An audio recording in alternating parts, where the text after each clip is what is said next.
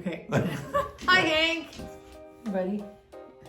So we're getting ready to head out tonight. We're going to go to the Harp Inn, and we are going to go see our friend Gary Crane. Yep. And this is the whole reason we're doing this channel. Gary is a friend of mine from high school, Newport Harbor High School. Yeah. Ooh, yeah. Class of 80. Yeah, class of 80, right. We're the best, there ain't no Yeah, baby. no, We're the class of 1980. I went to Corona, you suck. Anyway, this channel is all about embracing being an empty nester. And We just lost our light. I like this light. I think this is better. Life doesn't end when your kids leave. And No. you know what? We've said this time and time again, and there's so many people that we talk to that, you know, their kids leave and you can either shrivel up and die or you can just embrace life. And Gary is the epitome of embracing life. And you went to school with Gary. Went to school with Gary. High school with Gary. And shout out to his wife, Carol. Carol's cool. She ran for school board and made it. Yeah. And she's now running the school board. Yeah. And Gary has always been just a funny, entertaining, great guy. And he just said, I'm gonna do stand-up. He's doing stand-up. Yeah, so tonight we're gonna go watch Gary perform at the Harp Inn, super local bar. It's gonna be mostly people from our high school. And we're just gonna go watch him perform. It's gonna be fun. We're excited about it. So go Gary, and We'll check in when we're at the we'll Harp Inn. check in at the Harp Inn.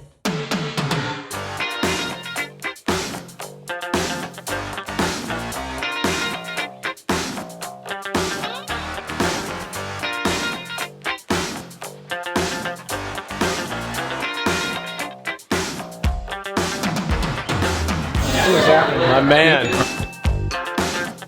Are you in witness protection, sir? I am totally. All right. I am in You're undercover. That's sweet. That is sweet. I love it. You know, this is just bitching to be back up here, and you know the COVID threw a little looper in my midlife crisis tour, and you know there's still plenty of crisis. Don't get me wrong. It's the midlife calculations that's throwing me for a looper. I mean, there's no goddamn way I'm gonna look at 120. I mean, I felt good about 116. I was really good about that. I know I'll get to 116, but 120's out. So I've renamed it tonight, Closer to Death Than Birth Tour. Oh, yay. Yay for me. Yay. Anybody else dealing with an elderly parent these days? Yeah, so you know their favorite mode of communication is the landline, right? So sure enough, 6 a.m. Saturday morning, there it goes, bam, fire's off. You do that in your sleep, hungover, lurch for the phone, right? Knock everything over the ground. I'm now fishing for the phone. I've cut my finger in the light bulb. I'm bleeding. I pick up the phone. Mom, hey mom, what's up? Oh good, you're up. I'm telling you, if you don't laugh, you cry. Yeah, Mom, what's going on? She goes, hey, listen, what are you doing today? Well, you know, I'm thinking of having both legs amputated in that lobotomy I've been talking about. That's great. Hey, listen, well, yeah, you might pick me up some stamps. No, she's awesome. She's here. I know, you know, I'm walking a little ginger. I think you guys in the front can probably tell. I don't think as well in the back row can tell, but I'm sterile. Yeah, you know, it wasn't a horrible piñata swing gone bad. You've all seen that one. No, this is, you know what? It's my body, my choice. Nobody is going to legislate my spermazilla. Another couple, a couple other cool things happened during COVID, and there's not a lot to celebrate, but we did. My lovely, awesome wife who celebrated 32 years of marriage. It's just been awesome, and it's 100% support of each other. I mean, that's really, you support each other. I'll give you a quick little example of that. The other day, I came flying out of the bathroom, and I go, God, Carol, I was able to get a stool sample in my 23andMe file. She looked at me and says, isn't that supposed to be saliva? I go, yeah, I'm sending it. She goes, that's great. You want to go to Costco later? I go, you bet. So there you have it. Support, easy peasy, 32 years. Anybody can do it. So by the way, results came back from 23andMe. That was interesting. Single page on letterhead, handwritten, 3 words. Raised by wolves. The other thing we're celebrating, the other big celebration, we're empty nesters. Yeah! Empty nesters unite. Woo is right. It's unreal being an empty nester, but it's a little bit, you know what, our technical term with it at our house, we like to call it a clothing optional household. You guys, thank you for allowing me to come up here and you guys coming out here. I'll leave you with this one. Yeah. Folks, one more time for the comics you've heard tonight, huh? Nice and loud. Woo! Love it. Welcome, empty nesters. Gary Crane is one of the whole reasons we are having this Crano. show, because it's all about people who are reinventing themselves after the kids leave. And Gary is going to tell us he's now doing stand-up comedy. His show tonight, it was really, really funny. What made you decide to be a comedian? And let me let you guys know, I haven't quit my day job, okay? Okay, I mean, this is unpaid, this is cathartic, this is something, but I did start it here, and I did come over to the Harp, and I have a very good friend who we came to watch here. Yes. And her name is Claire Radfield, and I really owe a lot to her, because it does take somebody. I used to love doing karaoke, and karaoke was kind of my thing. I had my bag, like even in like Catalina. Yep. You know the place? I do. And I would pull it off, and sometimes I'd go up there and I wouldn't even do karaoke. I'd just start telling jokes, and somebody would go, "Hey asshole, aren't you supposed to sing?"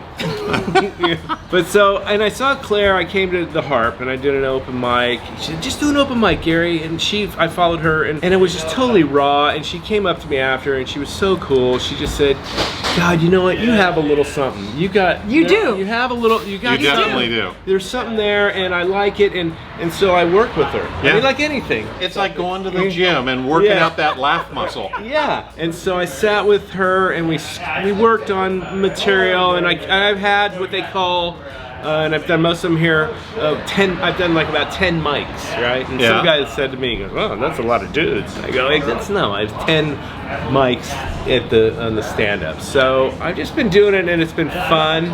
It's stressful. I don't sleep very well weeks prior to this. But you know what though? Here's the thing. But I enjoy it. You did an exceptional job tonight. You had the place laughing pretty hard, and I'll tell you, you were clean, and it was fun, and people.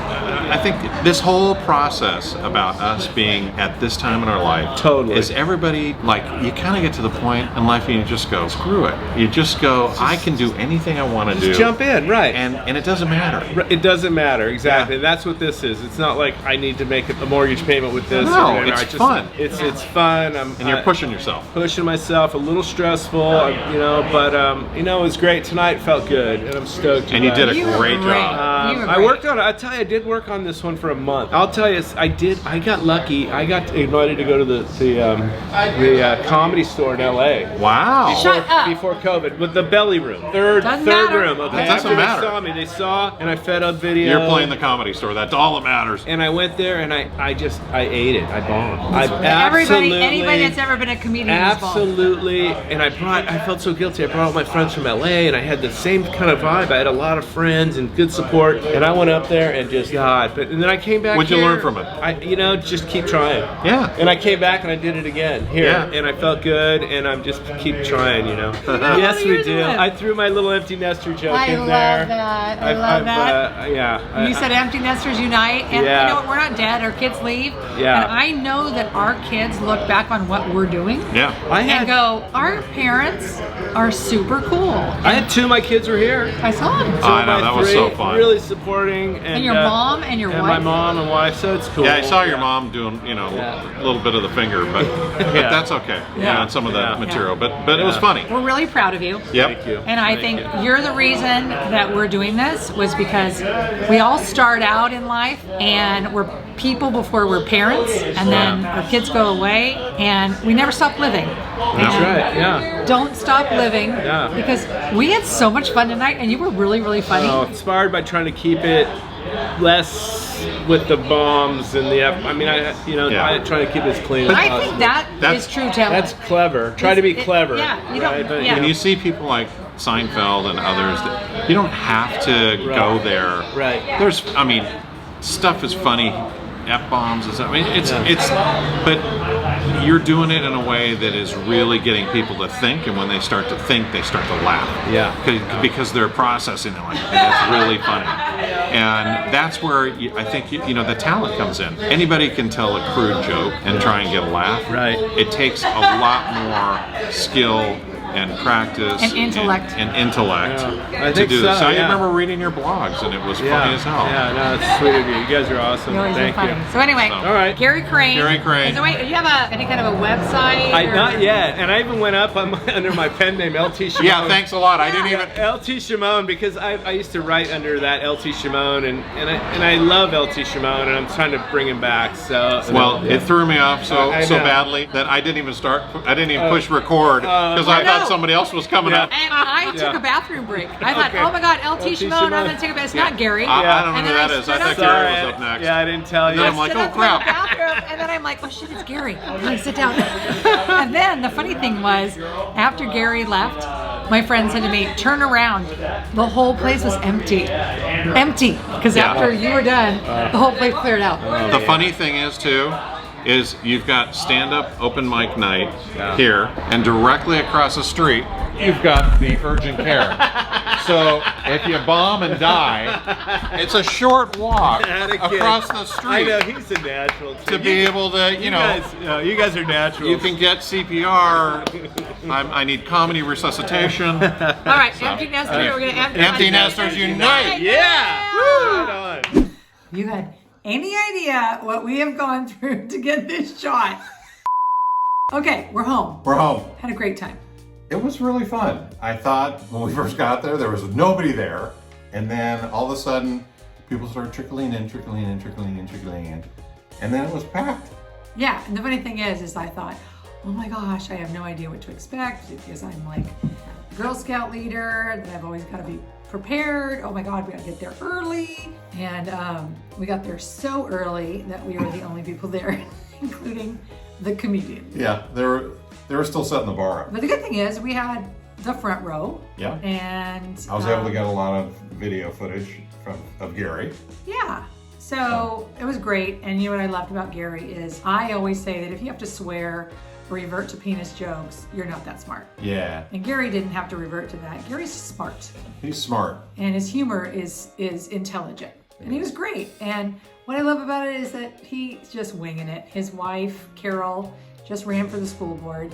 They're killing it in their empty nester life. They're not sitting around doing nothing. They're just making it happen. And I love that. And what I loved is that his mom was in the audience. That was fun. How old is she? 83 or something? 83. Yeah. Yeah, I think she's 83. Anyway, she plays tennis at my tennis club, so she's super cool. I was watching her face though when he was making some of the jokes. It was kind of funny. Yeah. She was talking about taking her keys away because she was 83. She plays good. She's a tennis player. She's playing at 83. Go girl. And she still drives. Go girl. That's a joke from Gary. Yeah. All right. Anyway, had a really fun time. That's our spotlight of Empty Nester for the week. And Gary Crane, you got it going on. And you know what? If you are doing something interesting with your empty nester life, reach out to us and we will come spotlight you because more than anything, we are just trying to embrace people that are living their best lives. Yep. This is the time. Make it happen. Thanks for watching. Have a great week. Empty nesters Empty unite. Nesters unite.